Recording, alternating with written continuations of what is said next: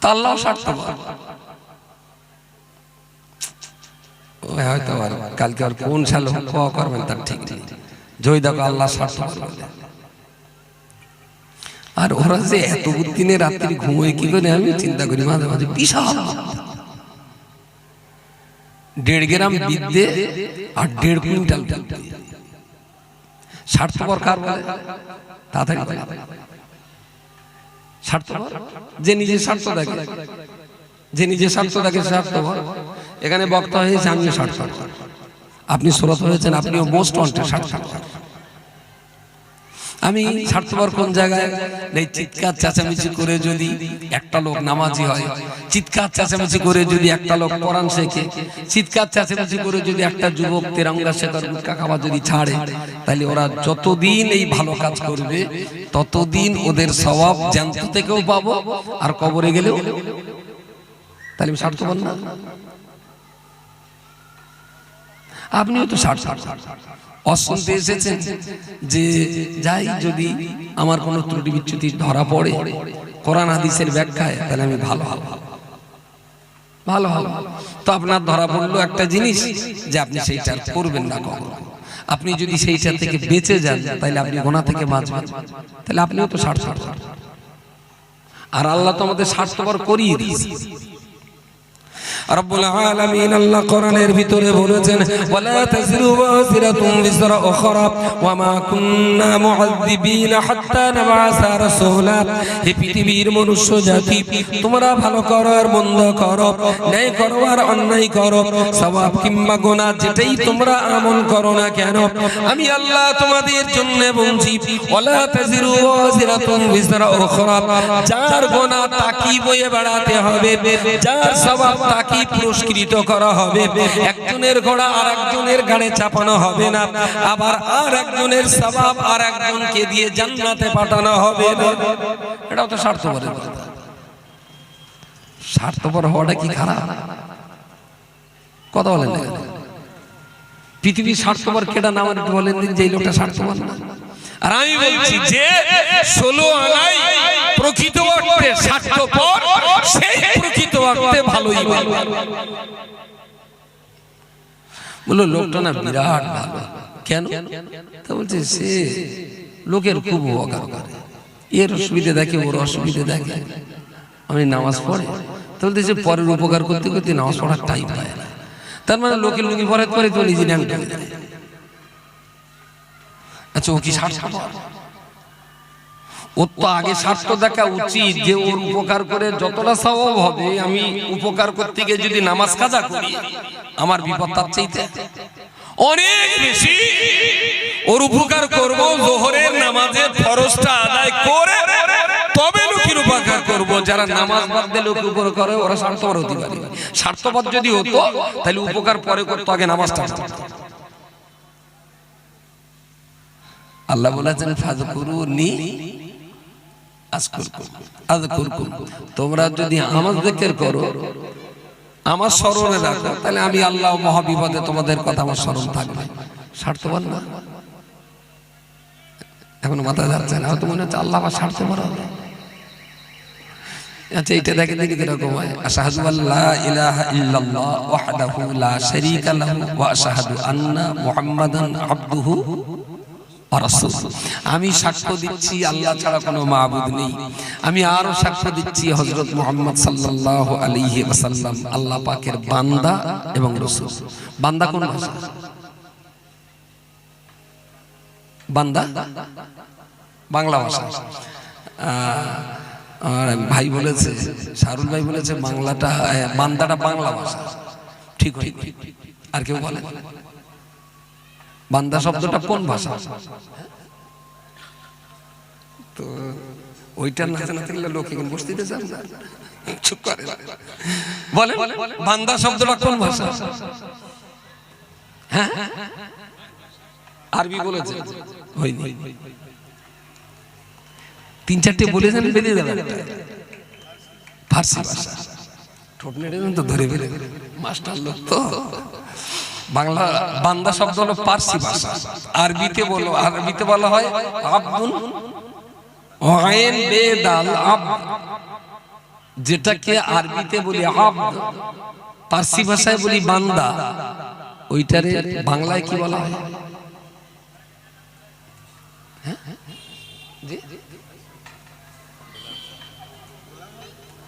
গোলাম তো বাংলা, গোলামও তো আরবি ভাষা, গোলাম আরবি ভাষা। বাংলাটা বলে সবাই জানে, আমি বললি বলবো না তো আমরাও জানি। দাস, ইয়েস। একটু ভদ্র ভাষায় যাকে দাস বলা হয়, চলতি ভাষায় তাকে কি বলা হয়? বাহ, থ্যাংক ইউ সো মাচ। আমি এই জায়গাটা যাওয়ার জন্য এতক্ষণ ধরে ব্যথা করতে চাকর। তাহলে নবী ছিলেন আল্লাহ, বলেন বলেন, নবী আল্লাহ কি করছি? ইয়েস, আপনার আগে কুচি বলে বলেছে। এখন নবী আল্লাহ চাকর, এই দেখো শালা কাফেরের বাচ্চা কি আগুন লেগেছে দেখো। নবীর বলে কিনা নবী আল্লাহ চাকর। আরে আগে বোঝ, আমি বলিনি নবী মুখ্যমন্ত্রীর চাকর, আমি বলিনি নবী প্রধানমন্ত্রীর চাকর, আমি বলিনি নবী আমেরিকার প্রেসিডেন্টের চাকর, আমি বলেছি নবী।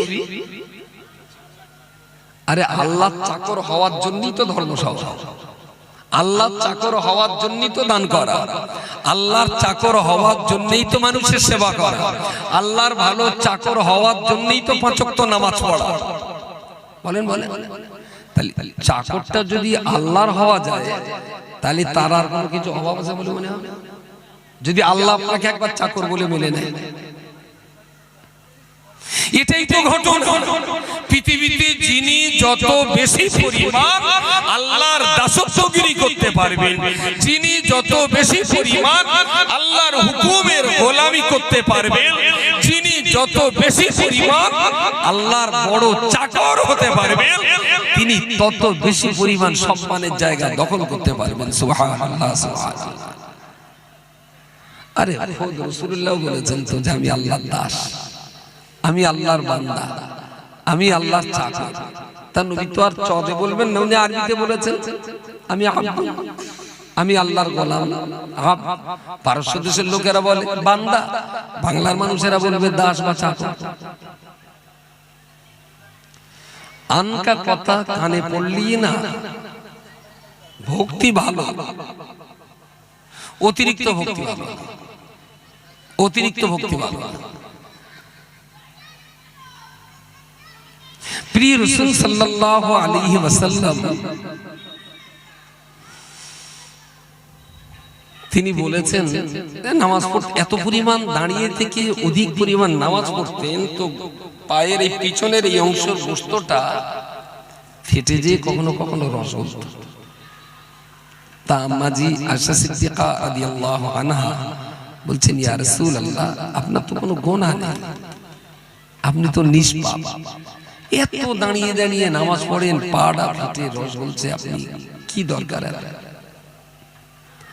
তো যে জানো আয়েশা, আমি যে আল্লাহর গোলাম, আমি যে তার চাকর, সিজদায় মাথা দিয়ে সুবহান রাব্বিয়াল আ'লা এইটা বলে আমি প্রমাণ করাই যে আল্লাহ আমি তোমার দাস, আমি তোমার চাকর।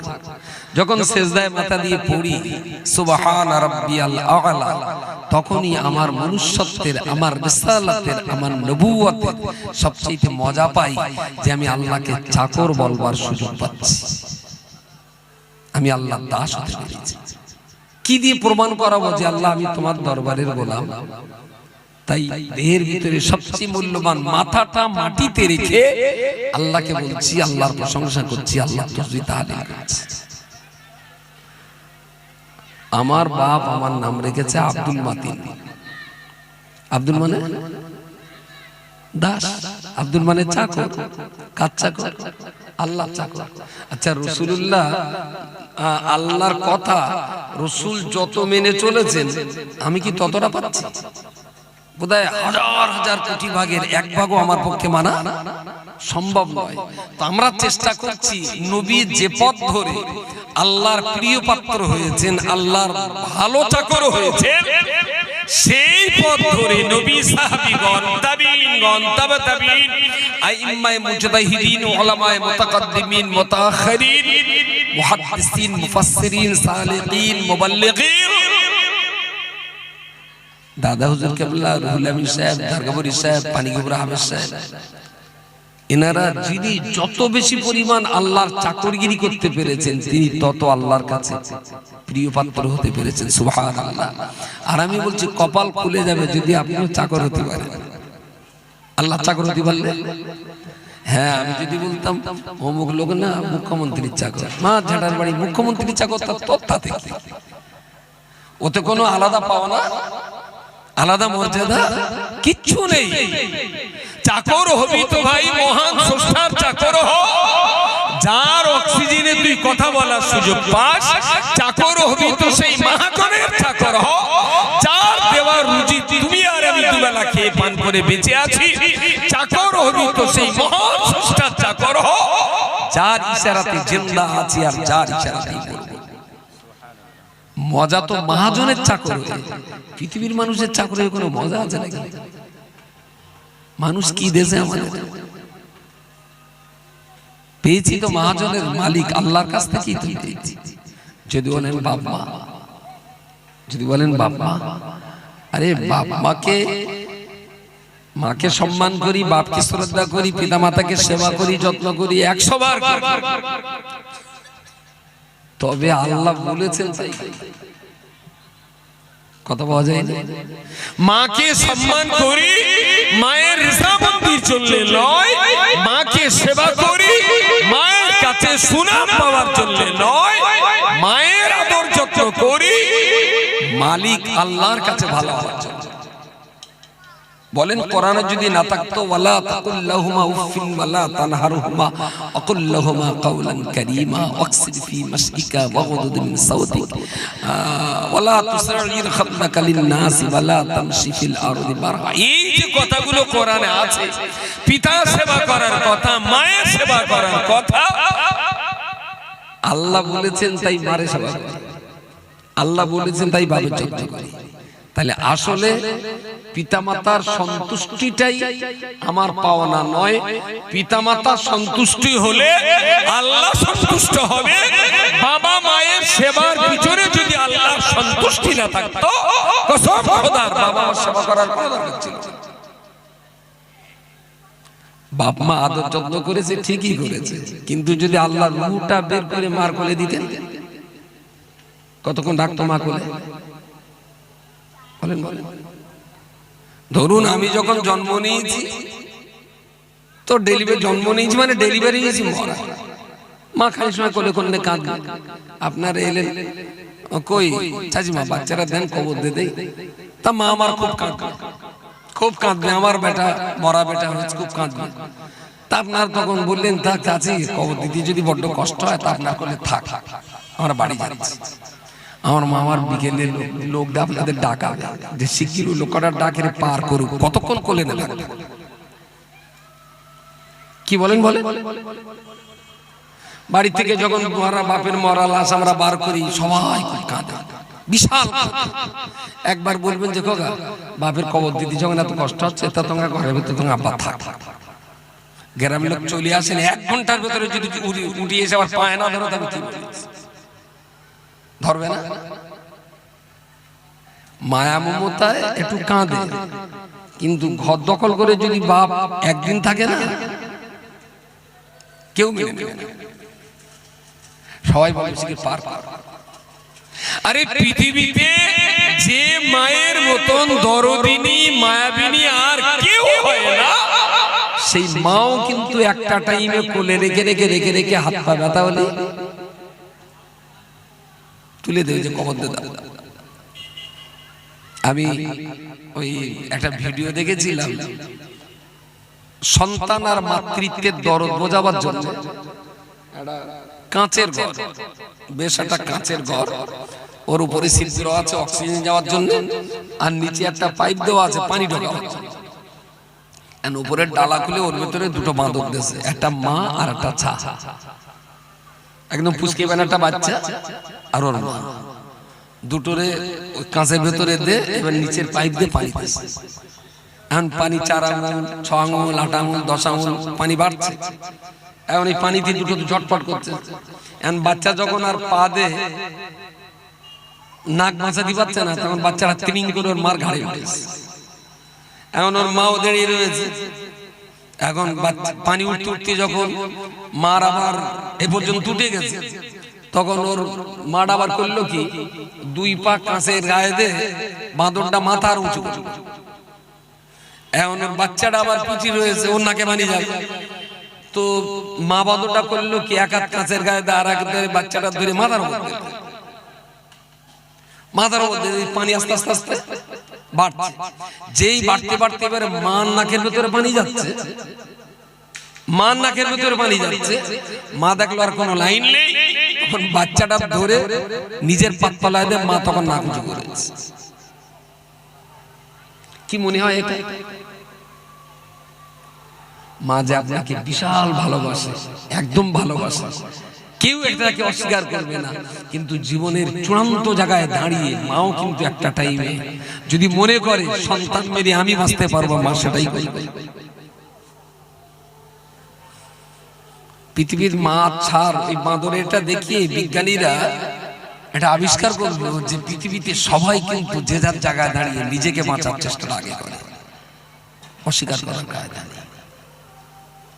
এবারে মায়া মমতার জগৎ, বাপকে সম্মান করি, মাকে করি। আসলে আমার ভিতরে জীবন রুহু আছে, তাই পিতামাতা আমার সেবা যত্ন করে। যদি আল্লাহ রুহু না দিতেন তাহলে মা এই সন্তান কবরে শোয়াতো। তাহলে মা আমারে আদর করেছেন এটার দাম বেশি, না মালিক আমাকে জান দিয়েছেন এটার গুরুত্ব বেশি?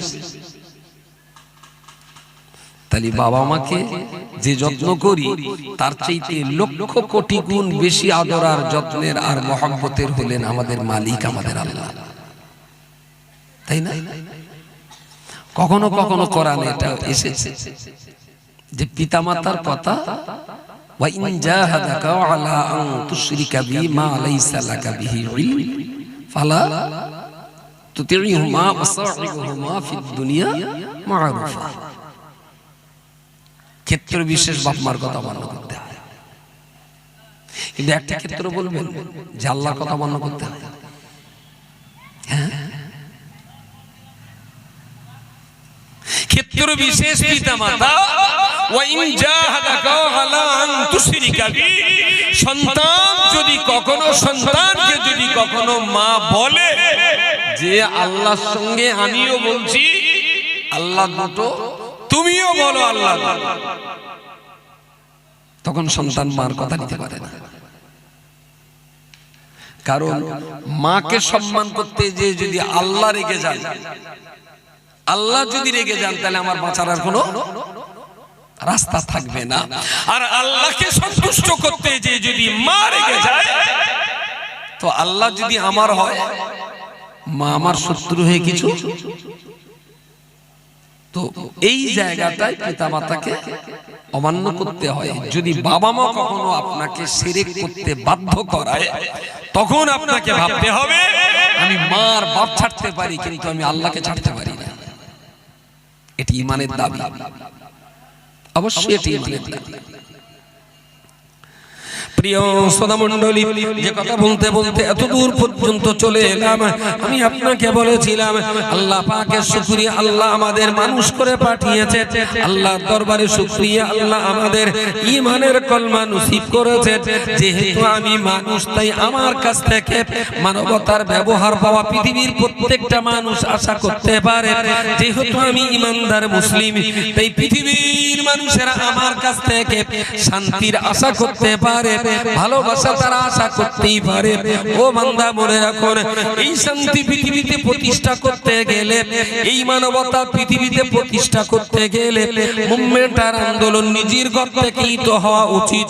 ও বান্দা, মনে রাখুন, যে বান্দার নাকের অক্সিজেন আল্লাহ দিয়েছেন, যে আল্লাহ বান্দার কথা বলার ক্ষমতা দিয়েছেন, যে আল্লাহ চলার বলার ক্ষমতা দিয়েছেন, যে আল্লাহ মাথা উঁচু করে বাঁচার শক্তি সাহস দিয়েছেন, ও বান্দা মনে রাখতে হবে পৃথিবীর যে মানুষটা আমার আল্লাহর সঙ্গে গাদ্দারি করেছে ও মানুষ তো যখন তখন মানুষের সাথে গাদ্দারি করতে পারে।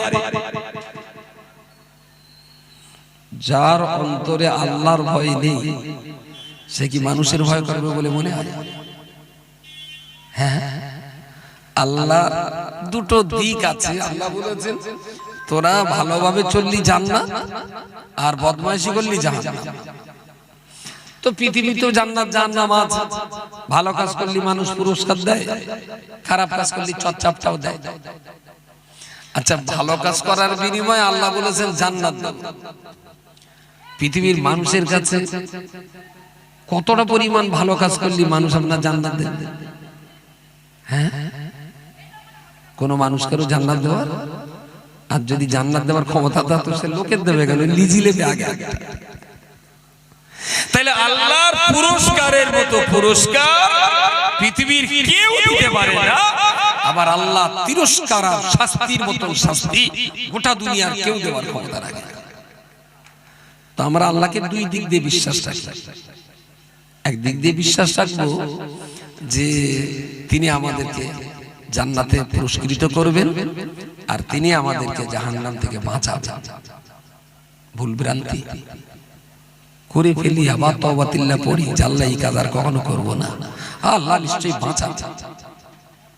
তবে আল্লাহ বাঁচাবেন বলে মদের গ্লাসে ঠোঁট লাগিয়ে বলবো আল্লাহ তো জানে একটু মত করবে না, দুটো খাচ্ছি আল্লাহ ছেড়ে দেবে, এটা আবার পুরো ইবলিসের মতন কথা বললে হবে না। তো আল্লাহকে আমরা যেমন ভাববো তিনি ক্ষমাকারী, তেমন ভাববো তিনি শাস্তিদাতা। যেমন ভাববো তিনি আমাকে জান্নাত দিতে পারেন, ততটাই লড়াই করতে হবে আল্লাহ জান্নাতে যেন, জাহান্নামে যেন যেতে না হয়। এই জায়গাটা ঠিকঠাক মতন তৈরি করতে গেলে নিজের ঘর থেকে শুরু করতে হবে। আর ঘর ভালো শুরু করতে গেলে আগে আপনাকে ভালো হতে হবে। আমি কি বোঝাতে পারলাম? আগে আপনাকে ভালো হতে হবে। আপনি যদি ব্যক্তিগতভাবে ভালো হন, ইনশাআল্লাহ আমি আশা করব চেষ্টা চালিয়ে যান, ধীরে ধীরে ধীরে ধীরে আপনার পরিবারের সবাই একদিন কোরআন শিখবে। আপনার পরিবারের সবাই ইনশাআল্লাহ 5 ওয়াক্ত নামাজি হবে। আপনার পরিবারের কেউ মিথ্যা কথা বলবে না, আপনার পরিবারের কেউ গালিগালাজ করবে না, আপনার পরিবারের সবাই বড়কে সম্মান করবে, ছোটকে স্নেহ করবে। আপনার পরিবারের সবাই শান্তিতে নিরাপত্তার সঙ্গে বসবাস করতে পারবে, তাই না?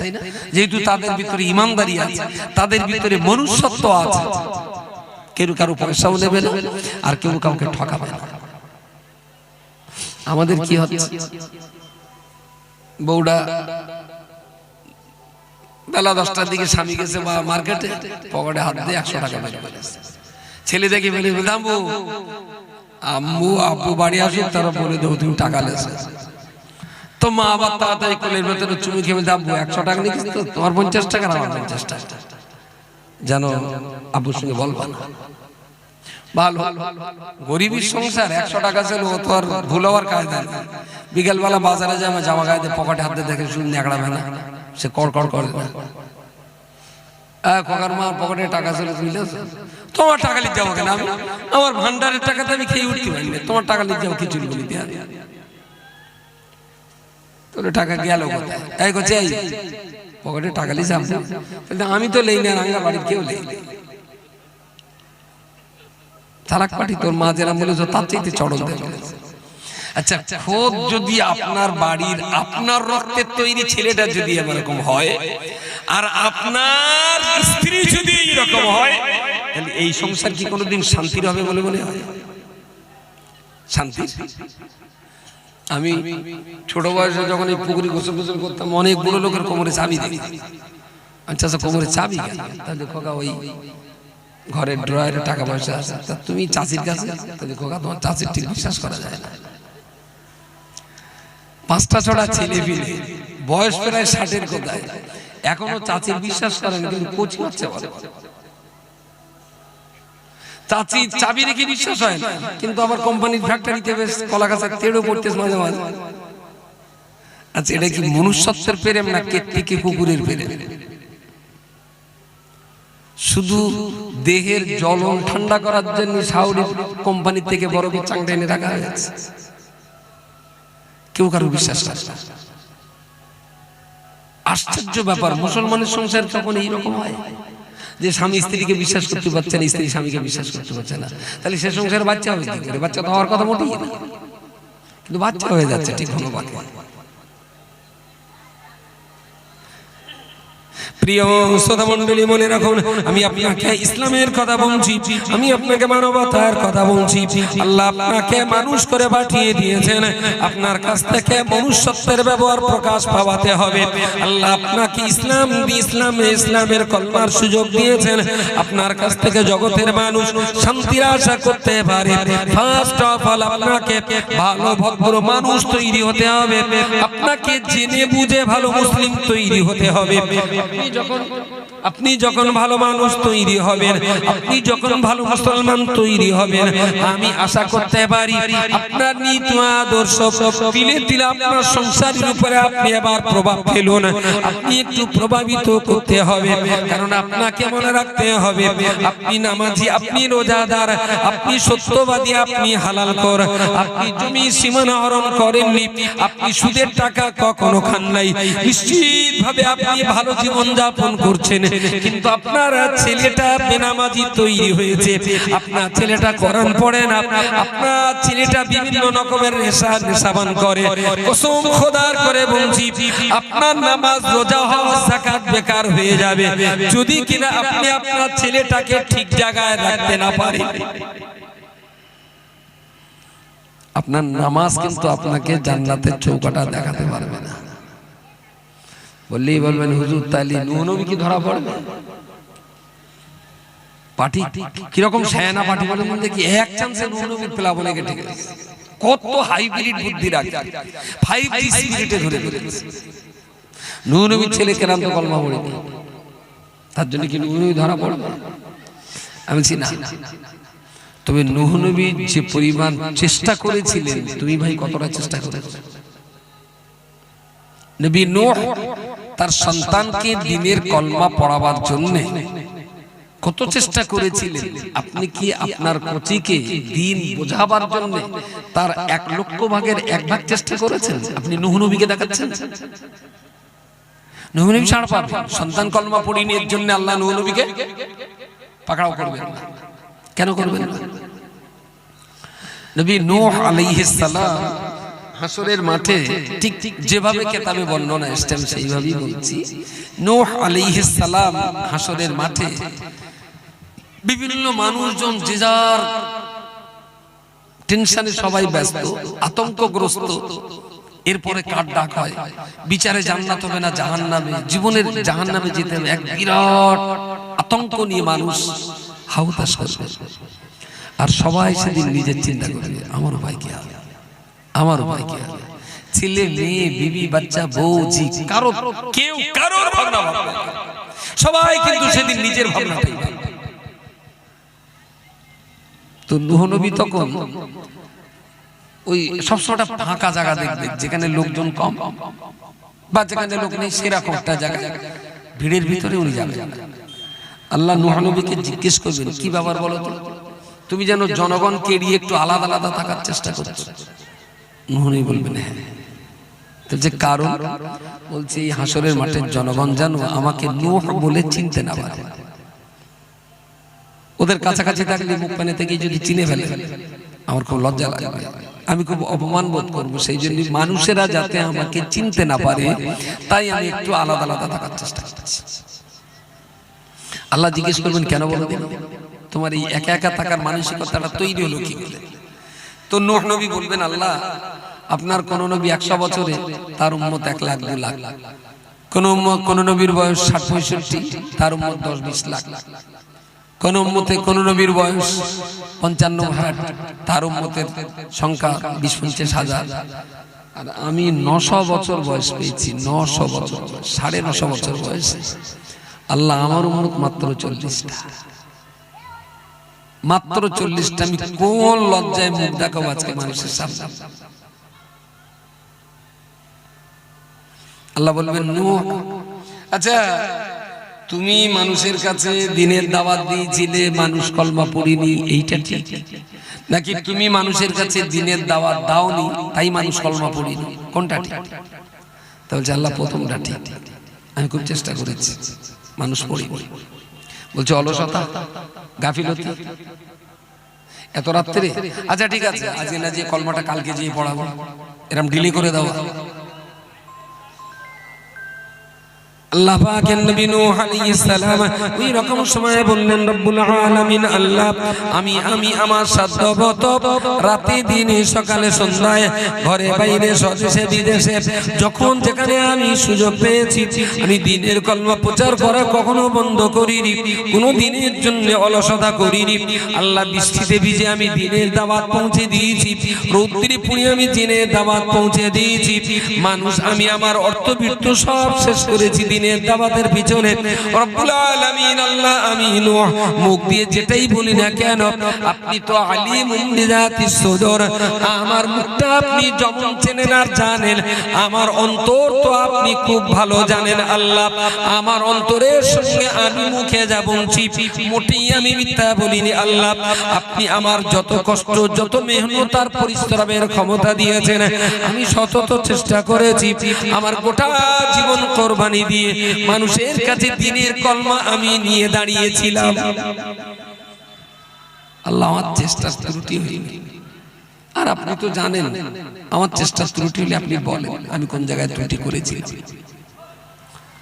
আল্লাহ বললেন না, শুধু তোমার কাছ থেকে জানতে চাইলাম, আর আমিও জানি আমি যে দায়িত্ব দিয়েছিলাম তোমাকে, আমার এই দায়িত্ব 1% আমি তোমার পালন করতে কখনো অলসতা করতে দেখিনি। বলুন সুবহানাল্লাহ।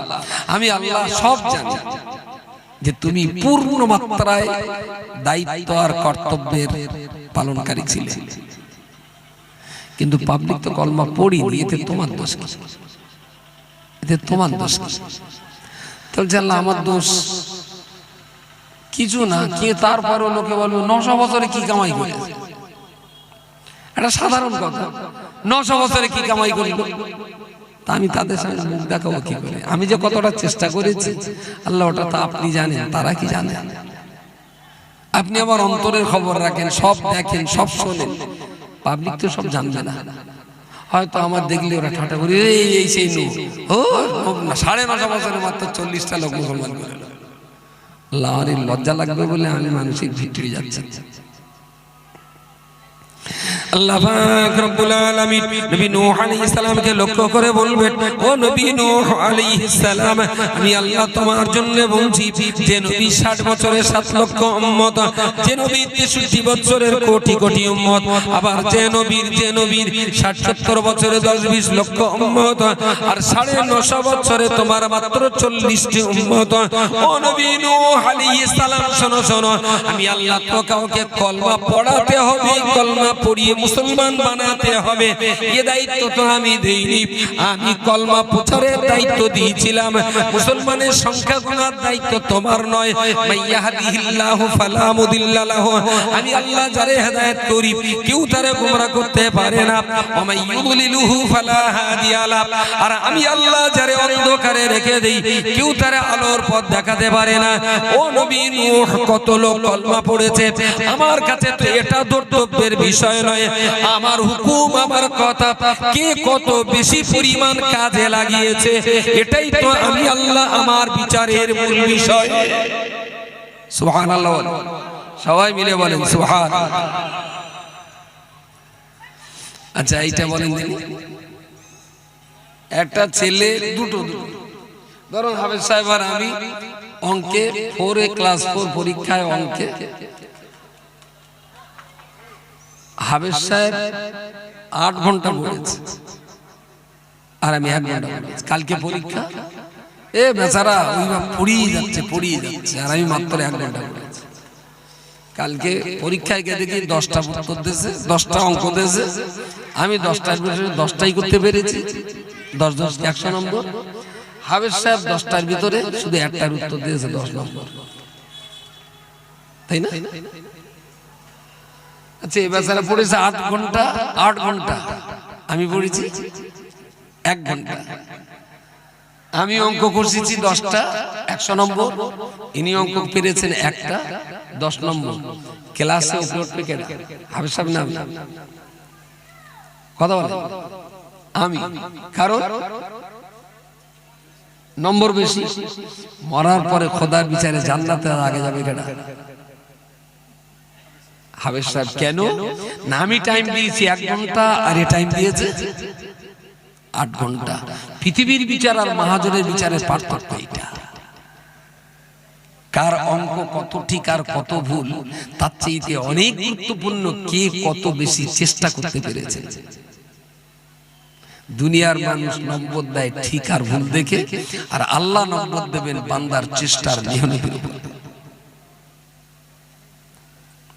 আমরা এই অনেক সময় ঠিকঠাক মাথায় ঢোকে না আমাদের। ও আরে ও যদি খোদ নবী এসে বলে তাও মহিজুদ্দিন জীবনে নামাজ পড়বে না, ওর দিল পুরো কাফের হয়ে গেছে, ও নামাজ পড়বে না। আরে ভাই, ও নামাজ পড়াতে পারলি কি না পারলি, খোদা তোর এই দায়িত্বটা দেয়নি, খোদা তোর দায়িত্ব দিয়েছে। ওরে তুই নামাজের জন্য ডাক, মহব্বত করে প্রেম ভালোবাসা দিয়ে আদর দিয়ে যত্ন দিয়ে তোর ডাকার দায়িত্ব। বাকি নামাজি হবে না আমি ওটা মালিক বুঝবে, তুই বোঝার। হেদায়েতের মালিক তো মানুষ না, হেদায়েতের মালিক আল্লাহ। আবার এইটা শুনে বলবেন আরে তোর বলার কি দরকার আছে, আল্লাহ যখন হেদায়েত হবে না আমি কি নামাজ পড়ান তোর বলতে হবে না? বুঝতে পারেন?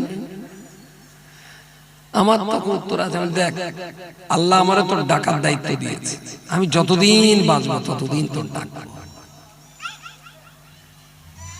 তুই মনে করিস নে যে আমি তোর উদ্ধার করতে আসছি, আসলে আমি স্বার্থপর। তোরে যদি না ডাকি কিয়ামতের দিন খোদা আমারে ধরবে, তাই আমার স্বার্থের জন্য আমি তোরে নামাজের জন্য ডাকছি। চল মসজিদে, তুই জান্নাতি হবি, এতে আমার মাথা গরম নেই, আমার মাথা গরম। তোরে যদি আমি নামাজে ডাক না দিই তাহলে আমি নিজে জাহান্নামী হয়ে যাব। আমি জাহান্নাম থেকে বাঁচার স্বার্থে তোর পায়ে ধরতেছি, খোদার কিরে চল মসজিদে। বুঝতে পারি? আমাদের এই ব্যক্তি জীবনের দায়িত্ব থেকে আমরা সব একদম গাফেল হয়ে গেছি, একদম গাফেল হয়ে গেছি। 60 বছরের বুড়ো ঠক ঠক করে কাঁপতে কাঁপতে হাতে লাঠি নিয়ে ফজরের ওয়াক্তে জামাতে যাচ্ছে। আলু চাচা শফিক তাই তো খোগা সেই ইনভার্টার থেকে দুটোর দিকে এসে নেতকে পড়ে আছে। আমি তুমি যেভাবে কাঁপতে কাঁপতে যাচ্ছ তোমার উপরে জামাতের দায়িত্ব আর নেই,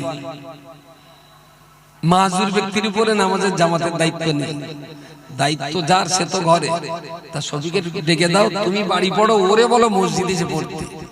তাহলে খোকা ও এখন নামাজ কালাম ধরিনি। এই বাপ কি করে ভাবে যে নামাজ পড়োর বাপ জান্নাতে যাবে আর শফিক জাহান্নামে যাবে? কি তেলপানা কলের গান? শফিক যখন জাহান্নামে যাবে তখন বাপের ধর, বাপ কোথায় যাচ্ছে? তাহলে খোকা আমি নামাজ পড়লাম জান্নাতে যাচ্ছি, আর তুই নামাজ পড়ে তুই জাহান্নামে যা, চাপ এইটা হবে না। হয় তুমি যেখানে যাচ্ছ আমার এলে চলো আমি তোমার সঙ্গে যাব, যেহেতু তুমি আর আমি একই সংসারে ছিলাম। আর তোমার জায়গায় তুমি যদি আমারে নালে যাও তাহলে আমি যেখানে যাচ্ছি আমার সঙ্গে তুমি চলো। দায়িত্ব আর কর্তব্য পালন না করার কারণে লক্ষ লক্ষ হাজি নামাজিরাও জাহান্নামী হয়ে যাবে, শুধু দায়িত্ব না পালনের কারণে। আল্লাহ পাক রব্বুল আলামিন কোরআন শরীফে পরিষ্কার করে বলেছেন, ইয়া আইয়ুহাল্লাযীনা আমানু, হে পৃথিবীর ঈমানদার জাতি, বিশ্বাসী জাতি, ও আনফুসাকুম, তুমি নিজে বাঁচো, ওয়া আহলিকুম নারা, তোমার আলাহাল পরিবার পরিজন আত্মীয় স্বজন পিতামাতা সন্তান আদি তোমার প্রতিবেশী তোমার গ্রামবাসী দিগকে তুমি জাহান্নাম থেকে বাঁচাও। তুমি নিজে বাঁচো, তোমার পরিবার আর বেশি দিগকে বাঁচাও। তাহলে এইটা যদি আল্লাহর বাণী হয়, নিজে বাঁচা আর অপরকে বাঁচানো, এই দুটোই যদি আল্লাহ পাকের বক্তব্য হয়, তাহলে আমি নিজে বাঁচলাম, আল্লাহর অর্ধেকটা কথা মানা হলো, অন্যকে বাঁচাবার চেষ্টা করলাম, আল্লাহ পাকের বাকি অর্ধেকটা কথা মেনে নিলাম, তবেই তো আমি পূর্ণ মুসলমান হতে পারি। যে মানুষটা নিজে মুসলমান হয়েছেন, নামাজ পড়েছেন, কিন্তু ছেলে মেয়েকে নামাজ পড়াতে তাকিদ করেনি, ওই লোকটা তো পরিপূর্ণ মুসলমান নয়, বরং অর্ধেক। অর্ধেক মুসলমান। এটা দেখেন কেন হয়, একটা মশারির চার কোনা টান টান করে বাঁধলি না, তার ভেতরে ভালো করে শোয়া যায়, মশা কামড়াতে পারে না, কামড়াতে পারে না। এখন মশারি কেনার সময় 400 টাকা মশারির দাম, স্বামী দিল 200 টাকা আর বউ দিল 200 টাকা, 400 টাকা। এখন ঝগড়া বেঁধে দুজনের সঙ্গে কথা হয় না, তা বলছিস তুমি আমার মশারির টাকা ফিরিয়ে দাও, আমি পারবো না। তবে এটা কিনে যখন ফেলেছি কড়াই সময় দেয়, আমি তোর টাকা দিয়ে দেবো, এক্ষুনি আমার কাছে টাকা নেই। তাহলে যদি টাকা না দাও তাহলে 400 টাকা মশারি, তোমার দোষ আর আমার দোষ, তাহলে 4 কোনা 2 কোনা বাঁধা থাকে, আমার দোকান আমি খুলে দেবো। যদি টাকা না দাও আমার দোকানে খুলে দেবো। আচ্ছা, পাপ দিক থেকে যদি 2 কোনা খুলিয়ে দেয় তাহলে মশারি ওর ঘাড়ের উপরে। আচ্ছা, 4 কোনায় টাঙিয়ে ভিতরে থাকলে মশা থেকে নিরাপদ, আর 2টো কোনা খুলিয়ে দেওয়ার জন্য মশা ওর কামড়াবে না, কামড়াবে না? হ্যাঁ, কোন মশা কি চিন্তা করবে যে বউটা হিংসা করে খুলিয়ে দিয়েছে, থাকবে আমি ওর কামড়াবো না? এরকম কোন ভদ্র মশা আছে সমাজে? তাহলে পুরো মশারির বাইরে শুলি যে কষ্ট, 2 কোনা খুলে দিলি সমান কষ্ট। আপনি নিজে নামাজ পড়েছেন, তার মানে 2 কোনা বাঁধা হলো, ছেলের নামাজ পড়াবার জন্য চেষ্টা করেননি, তার মানে বউ 2 কোনা খুলিয়ে দিলেন, জাহান্নামের মশা। বলেন বলেন, তার মানে আপনি যে নামাজ পড়লেন বেকার, মশা যা আছে সব কামড়াবে আপনার। সুতরাং কোরআনের বিধান এটা যে তুমি নিজে বাঁচো, অপরকে বাঁচাও। আমি যদি নিজে নামাজি হই তো আমার ডিউটি বর্তায় আমার ছেলেটা, মেয়েটা, বউটা, বাপটা, মাটা, তাদের নামাজ পড়াবো। আমি যদি নিজে কোরআন শিখি তাহলে আমার ছেলে, মেয়ে, বিবি, বাচ্চা, তাদেরকেও কোরআন শেখাবার দায়িত্ব আমার উপরে বর্তায়। আমি যদি নামাজি, কোরআন তেলাওয়াত, রোজাদার হই তাহলে আমার উপরে দায়িত্ব বর্তাবে আমার বাড়ির পাশে যে বউটা নামাজ পড়ে না তারও নামাজের কথা বলা, যে চাচিরা কোরআন জানে না তাকেও কোরআন শিখবার কথাটা বলা। আমি বলছি আপনি একা জান্নাতে চান, যান, এটা আল্লাহ চান না। আল্লাহ চান তুমি তোমার দেশে, তোমার পরিবারে, তোমার প্রতিবেশী সবাইকে নিয়ে তুমি জান্নাতে যাবে, এর একটা চেষ্টা চালাও। তুমি একা গেলে আমি সন্তুষ্ট না, সবাই। আর এই সবাইকে নিয়ে যাওয়ার জন্য আমাদের চেষ্টা করার দায়িত্বটা আল্লাহ আমাদেরকে দিয়েছে। বাকি কে যাবে না যাবে ওটা আল্লাহর ইচ্ছা। ঠিক এই জায়গাটায় দাঁড়িয়ে আমার বারবার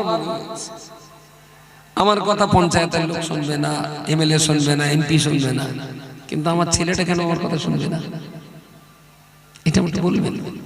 আমার ছেলেটা কেন আমার কথা শুনবে না? আমার বউটা কেন আমার কথা নেবে না? আমার মেয়েটা কেন আমার কথা শুনবে না? এর কোনো বললো তুই বলতোস তাই কি, ও সে আমার বউ না কথা শুনে না। খুব ভালো কথা, তোর বউ যদি কথা না শুনে তো কচি হয়েছে। আমরা বলি বোঝা দিন, তোর বউ যদি কথা না শুনে তার তো বারান্দায় থাকার কথা, খাটের তলায় থাকার কথা। এর কোনো উত্তর নেই তার কাছে। আরে স্বামী স্ত্রী বিয়ে শাদী করেছিস, মাশাআল্লাহ ভালো হয়েছে, বাসর ঘরে ঢুকে বউটা তুলে বস, আর তুইও বস, বসে বল যে আমার সংসার করতে গেলে আমার এই লাগবে, দেখো তুমি পারো কি। আর তুই বল আমার কাছে তোর কি কি চাওয়া। যদি আমার চাওয়া তোর চাওয়া যদি মিলে যায় তাহলে দুজন মিলে পুকুরে হাত পা ধোয়া যাবে। আর যদি মনে করিস না আমার চাওয়া তুই দিতে পারবি না, আর তোর চাওয়া আমি দিতে পারবো না, তাহলে এখান থেকে তুই তোর মার কাছে যা আর আমি আমার মার কাছে যাই। বুঝতে পারেন? বিয়ে তালাক হবে না, সংসার হবে, তার চূড়ান্ত সিদ্ধান্ত বাসর ঘরেই হওয়া উচিত। আসলে জ্যৈষ্ঠ মাসের 15 ঘন্টার রোজা তো সন্ধ্যের পরে একটু পানি পেয়েছে গালে নালে চুপ করে থাকতে পারে, বিচার তো করেই হয়ে যাওয়া উচিত। কিন্তু আসলে বিচার ওই জায়গাটায় দুজনকে বুঝপাড় করাতে গেলে ঠিক যে কোয়ালিটির এডুকেশনটা দরকার, যে কোয়ালিটির বুঝবুদ্ধিটা দরকার, যে কোয়ালিটির চিন্তা ভাবনা চেতনাটা থাকা দরকার, সেইটা আমাদের সন্তান ছেলে মেয়েকে আমরা দিতে পারি, যার জন্য মিসম্যানেজ গুলো ঘটেছে। বলে না অর্ধাঙ্গিনী, অর্ধাঙ্গিনী তার মানে অর্ধাঙ্গিনী, ও দেহ অর্ধেক আর আমার দেহ অর্ধেক, দুটো অর্ধেক দেহ মিলে একটা দেহ। তাহলে একজনের চাহিদা আর একজন পূরণ করতে যদি অস্বস্তি বোধ করে, তাহলে সেই সংসারে শান্তি হবে না। শান্তির জন্য না টাকা লাগে না, বিরাট গাড়ি বাড়ি জলকার ভাটা লাগে না, শান্তির জন্য দুটো আত্মার ভালো মেলবন্ধন তৈরি, দুটো আত্মা একটা আর একটাকে মেনে নিয়েছে। আমার কথা বলা যায়, কিচ্ছু লাগবে না, শান্তি আলাদা জিনিস। ফুটপাতে স্বামী স্ত্রী শুয়ে দারুণ মজায় জীবন কাটানো যাবে। আর দুটো আত্মার যদি মিলন না, তাহলে সোনার খাটে শুয়ে মজা হবে না। প্রিয় শ্রোতা মণ্ডলী, মনে রাখুন, এখন আমাকে বাঁচতে হবে, আপনাকেও বাঁচতে হবে। আল্লাহর বান্দা মনে রাখুন, তাহলে আমাকে বাঁচার জন্য কোন রাস্তা ধরতে হবে? আমার প্রতিবেশী, আমার সন্তানাদি, তাদেরকে বাঁচাতে গেলে কোন পথ আমার ধরতে হবে?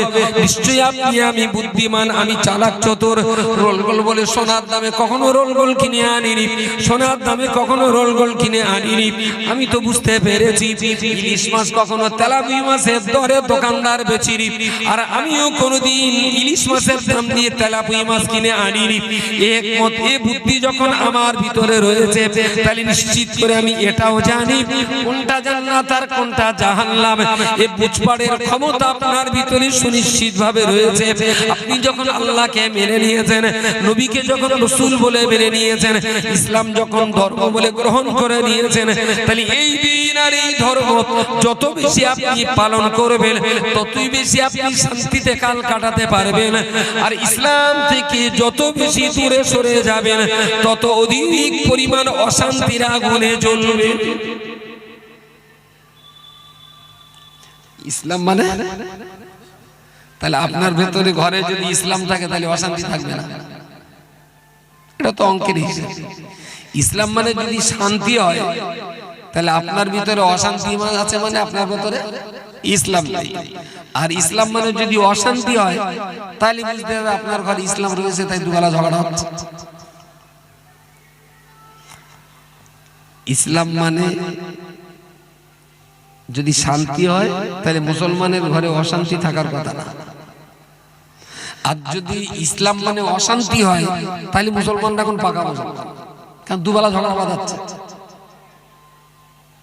ইসলামে অশান্তি আছে, তাই ওরা স্বামী স্ত্রী ঝগড়া বাঁধায়, বাপ বেটে ঝগড়া বাঁধায়, চাচা বাপকে ঝগড়া বাঁধায়। মুসলমানের পরিবারে অশান্তি হওয়ার কথা না, যদি ইসলাম থাকে। যার যেখানে অশান্তি হচ্ছে, ওর গোড়া খুঁজবেন, গোড়ায় যে দেখবেন যে ইসলামের ক্রাইসিস, ইসলামের অভাব, তাই বাড়িতে ঝগড়া হচ্ছে।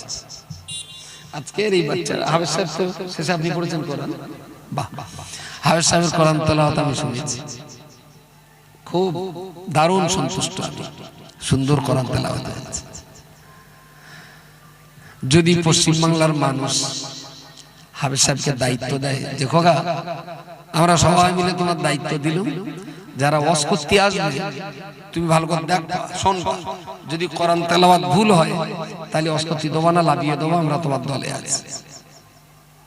বুঝতে পারেন হাফেজ সাহেব? আরে হাফেজ সাহেব বাদ দেবো কেন? আমরা তো বলি যে হাফেজ সাহেব, সবাই আছি তো তার পিছনে।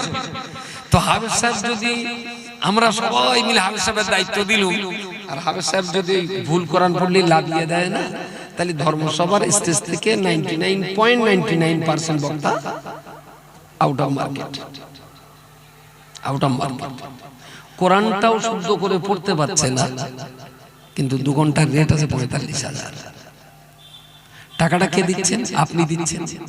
কেন দিচ্ছেন? আসলে আপনি নিজেও কোরআনটা জানেন না, বুঝতে পারেন? একটু সুর করে বলে আপনার বিশাল ভালো লেগে গেছে, তাহলে কলা মোসা থোড়, থোড় মোসা কলা।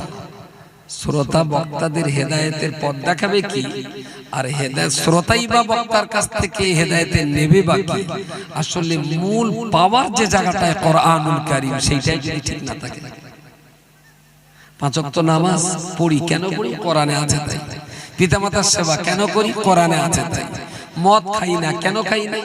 আল্লাহ বারণ করেছেন, লা তাকুলুর রিবা, ইন্নামাল খামরু ওয়াল মাইসির ওয়াল আনসাব ওয়াল আজলাম, আল্লাহ কোরআনে বারণ করেছেন, তাই মদ খাই না। তারপরে চুরি করি না, কেন করি না? আল্লাহ বারণ করেছেন, সারিকু সারিকাতু ফাকতু আইদিয়াহুম। নামাজ পড়ি, কেন পড়ি? ওয়া আকিমুস সালাহ। যাকাত দেই, কেন দেই? ওয়া আতুজ যাকাত। রোজার মাস আসছে, কেন রোজা করি? সুম্মা তুমুস সিয়াম ইলাল লাইল। কোরআনে আছে, তাই সেইগুলো আমরা ইসলাম হিসাবে কাজে লাগাই। কোরআনে আছে, তো যে কোরআন হলো ইসলামের ফান্ডামেন্টাল কানুনের কিতাব, সেই কোরআনটাই যদি না থাকে তাহলে আপনার ভিতরে ইসলামের থাকলোটাই বাকি।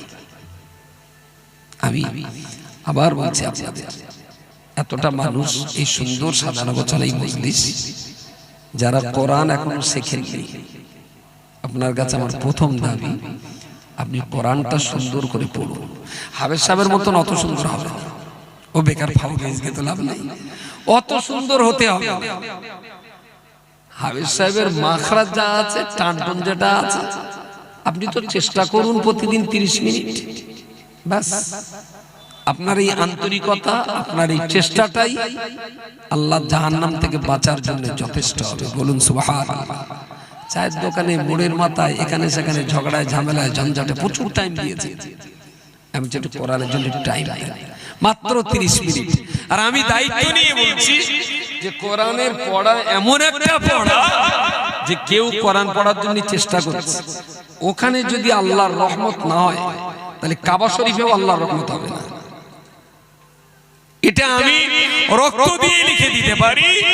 যে লোকটা কোরআন তেলাওয়াতে আল্লাহর রহমত পায়নি, কাবার ঘরেও আর রহমত নাযিল হবে না। কারণ কাবা যে ওইটা, এটা পৃথিবী চিনেছে কোরআন দিয়ে। কাবা দিয়ে মানুষ কোরআন চিনেনি, বরং কোরআনের দ্বারা মানুষ কাবা চিনেছে।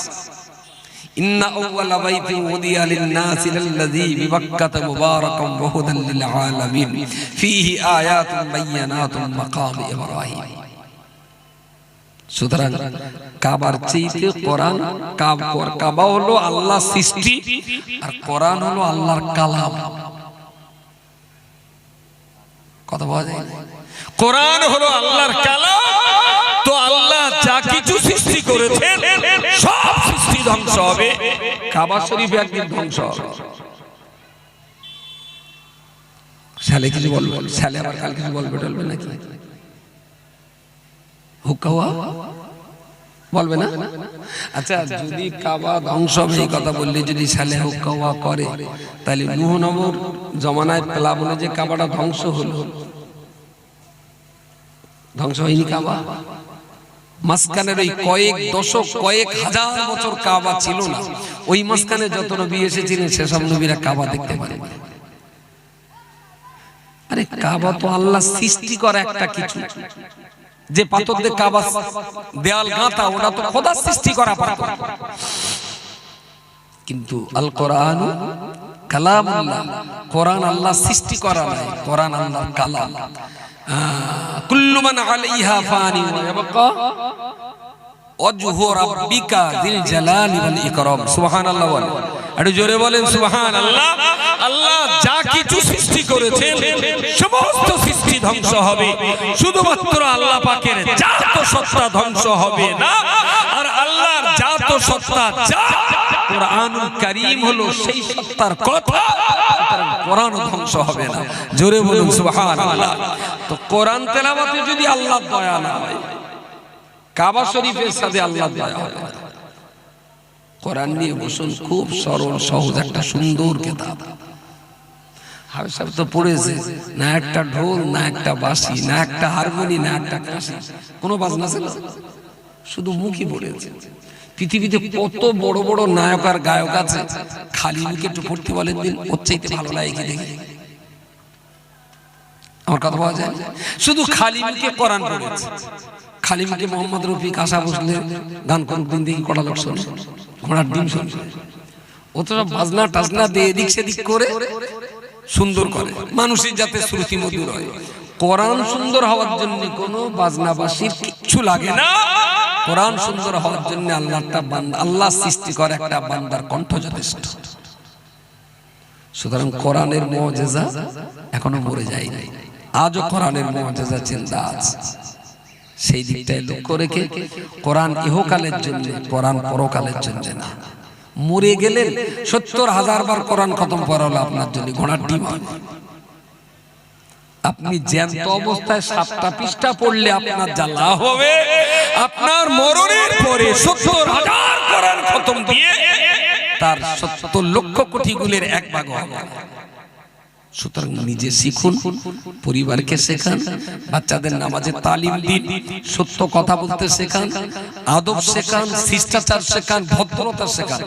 আপনার পরিবার সুন্দর করার দায়িত্ব আপনার, আমার পরিবার সুন্দর করার দায়িত্ব আপনার। দেখবেন আমরা প্রত্যেকেই যদি নিজেরা নিজেদের পরিবারের দায়িত্বটুকু নেই, ইনশাআল্লাহ একদিন বকুণ্ড গ্রাম সামলে যাবে। যার পরিবার তার একটা করে পরিবার সোজা করলে আমার গোটা গ্রাম সুন্দর হয়ে যাবে। আমার জন্য দোয়া করবেন, ভালো থাকবেন। আমাদের পরবর্তী বক্তা মাওলানা আব্দুল মুহিত সাহেব হুজুর তিনি এসেছেন, তার কথা শুনতে হবে। আর আমরা এবার একটা নতুন মাদ্রাসা করেছি। মাদ্রাসাটা মাধ্যমিক পাশ করার পর ভর্তি নেওয়া হয়, ফর গার্লস, মেয়েদের জন্য। মাধ্যমিক পাশ করা মেয়ে আমাদের এই মাদ্রাসায় ভর্তি হতে পারে। 40টা আমার কোটা, কয়েকটা কোটা এখন খালি আছে। আমরা এখানে 11-12 এর বইগুলো পড়াবো। আর যেহেতু আমাদের কাছেই বাচ্চারা থাকবে, আপনাদের এই আরিজুল্লুপুরে হাফেজ সাহেব আছেন, ভাইটার নাম ভুলে যাচ্ছে, কোথায় আরিজুল্লুপুর, ওনার মেয়েটা দিয়েছেন আমার ওখানে। তো যাই হোক, হাই স্কুলের সিলেবাসের সাথে সাথে কোরআন, হাদিস, ফিকহ, আখলাক এবং আকীদা, এই 4টে মৌলিক কিতাব আমরা এই বাচ্চাটাকে 4টে সাবজেক্টের কিতাব 2 বছর পড়াবো, 4টে বিষয়। তাতে হবে কি, ইসলামের ব্যাপারটা ওই বাচ্চাটা কম্পিটেন্ট হয়ে গেল। আর সেই সঙ্গে উচ্চ মাধ্যমিক পাশ করার পর ও একটা নার্স হোক, একটা ডাক্তার হোক, একটা জার্নালিজম কোর্স কমপ্লিট করুক, বা একটা কোর্টের উকিল হোক, ওর মাথায় হিজাব থাক, 5 ওয়াক্ত নামাজ থাক, কোরআন পড়তে শিখুক। আলহামদুলিল্লাহ। যদি বলেন মুসলমান মেয়ে উকিল হবে, হ্যাঁ বিরাট গুনাহ হবে, ভেরি গুড। আমি একটা উকিল কোর্টে পাঠাবো না, যে মেয়েরা কেস ঠেলতে কোর্টে যাচ্ছে ওইগুলো আটকে দেওয়ার দায়িত্ব আপনার।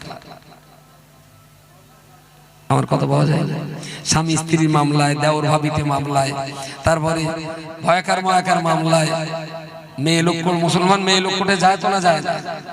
হ্যাঁ, যদি আসামি মেয়ে লোক কোর্টে ওঠে, যদি ফরিয়াদি মহিলা কোর্টে ওঠে, তাহলে বিচারক আর ওকালতি করা মহিলা কোর্টে উঠবে না কেন? আমি মুসলিম মেয়েকে মাথায় হিজাব লাগিয়ে কোর্টে পাঠানোর প্রয়োজন ছিল না যদি মুসলিম মেয়েদের কোর্টে উঠতে না হতো। তাহলে যেখানে আমার মা যাবে, যেখানে আমার বোন যাবে, সেখানে যদি আমার একটা বিচারক না যায়, সেখানে যদি আমার একটা উকিল না যায়, তাহলে আমার মা, আমার বোন অন্যের দ্বারাতে ধর্ষিত হবে, লাঞ্ছিত হবে। তাদের ইজ্জত সুরক্ষার জন্য ওখানেও আমাদের মেয়েদের পাঠানো দরকার। আমার মা যদি একটা ডাক্তার হয়, আমার বোন যদি একটা ডাক্তার হয়, তাহলে আমি আশা করতে পারবো যে আপনার বৌমাটা আপনার মেয়ের ডেলিভারির সময় আমার মার, আমার বোনের কাছে আপনার মেয়ের ইজ্জতের গ্যারান্টি থাকবে। আর আমরা ডাক্তার তৈরি না করলে অন্য পুরুষ ডাক্তার যদি বেইজ্জতি করে, তাই জন্য এর জন্য তাহলে আপনি দায়ুস হয়ে আর আমিও দায়ুস হয়ে জাহান্নামে যাব। কারণ আমরা মেয়ে ডাক্তার তৈরি করলে তাহলে আমাদের বউ আর মেয়েদেরকে মদ্দা ডাক্তারে বেইজ্জতি করতে পারতো না। সুতরাং ওর ভিতরে ঈমান থাক, ইসলাম থাক, 5 ওয়াক্ত নামাজ থাক, কোরআন থাক, মাথায় হিজাব থাক, ডাক্তার হোক। তাহলে তার কাছ থেকে হসপিটালের বেডে আমার মা বোনরা ইসলামের অনেক খেদমত করতে পারবে। আমি বিশ্বাস করি একজন ধর্মসভার বক্তা প্রতিদিন 5000 মানুষের কাছে ওয়াজ করে যত না খেদমত হবে, একজন ভালো আলেমা ইসলামের জ্ঞান সম্পন্ন যদি একটা মেয়ে ডাক্তার হয়, ও ডাক্তারের চেয়ারে বসে ধর্মসভার বক্তার চাইতে দিনের অনেক খেদমত করতে পারবে। ইসলামটা হসপিটালে পাঠাতে হবে, ইসলামটা কোর্টেও পাঠাতে হবে, ইসলাম বিচারকের চেয়ারে পাঠাতে হবে, ইসলাম ডাক্তারের চেয়ারে পাঠাতে হবে। তাহলে ইসলাম সব জায়গাটায় ঠিক থাকবে। ইসলাম বন্দী হয়ে গেছে ওই কি বলে বিয়ের মজলিসে, ধর্মসভায়, কবরস্থানে, কলমাখানি, বকরাই, রোজারি, এই ক জায়গায় ইসলাম বন্দী হয়ে গেছে। যদি মুসলমান কোর্টে যায় তাহলে ইসলাম কেন কোর্টে যাবে না? মুসলমান যদি আপনার কি বলে জেলখানায় যেতে পারে, তাহলে জেলখানার রানীটা কেন মুসলমান হবে না? মুসলমান যদি জেলখানায় যায় তাহলে জেলার পুলিশটা কেন মুসলমান হওয়ার লড়াইটা হবে না? বলেন বলেন। সুতরাং আমার ছোট্ট চেষ্টা নিয়ে চেষ্টা করছি কিছু মুসলিম মেয়েদেরকে নামাজ কালাম হিজাব দিয়ে যদি আমরা হসপিটালে পাঠাতে পারি, জার্নালিজমে পাঠাতে পারি, যদি কোর্টের ওকালতিতে পাঠাতে পারি, নিশ্চয়ই আমার জাতি তার কাছ থেকে কিছু ভালো পরিষেবা পাবে ইনশাআল্লাহ। তো যদি কোনো বাচ্চা এরকম ইচ্ছা হয় তাহলে দু একদিন ভিতরে আমার সঙ্গে যোগাযোগ করবেন। দোয়া করুন। আসসালামু আলাইকুম ওয়া রাহমাতুল্লাহ।